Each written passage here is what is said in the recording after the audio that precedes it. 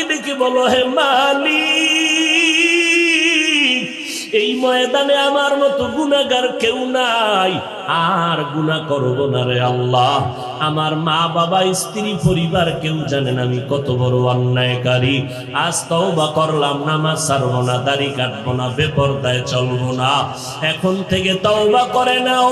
তোমার আমার মতো যুবক স্কুল কলেজে পড়ে, চাকরি করে, ব্যবসা করে, র্যাব আর্মি পুলিশ বিডিআরের চাকরি করে, ড্রাইভারি করে, শ্রমিকের কাজ করে, নদীর মধ্যে মাছ ধরে, জমিনে কৃষি কাজ করে, দাড়িওয়ালা যুবক নামাজির অভাব নাই।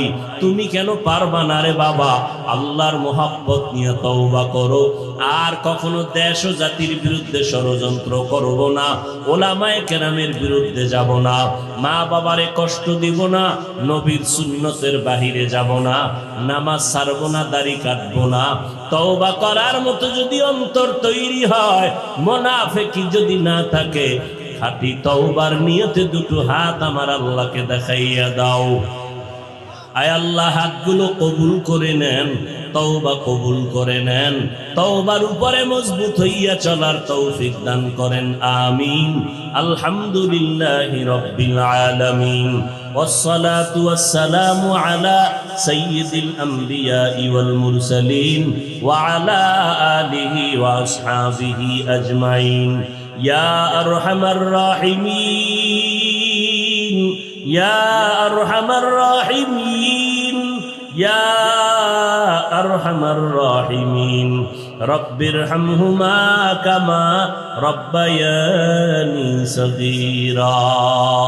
ও দয়ার মালিক, গুনার বোঝা মাথায় নিয়ে হাত তুললাম।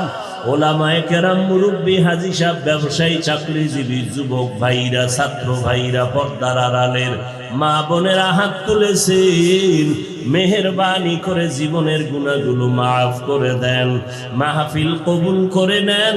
আয় আল্লাহ, আয়োজনকারীদের কবুল করে নেন, এলাকায় শান্তি দান করেন, মা বোনদের মাফ করে দেন, সন্তানগুলো নেককার বানায় দেন, সারা দুনিয়াবাসীকে মাফ করে দেন, বাংলাদেশ শান্তির দেশ বানায় দেন।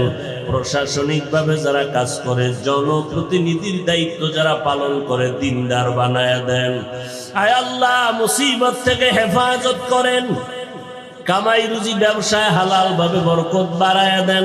আয় আল্লাহ, ইলম হিকমত আমলের বরকত বাড়ায় দেন। আয় আল্লাহ, সমস্ত মুসিবত থেকে হেফাজত করে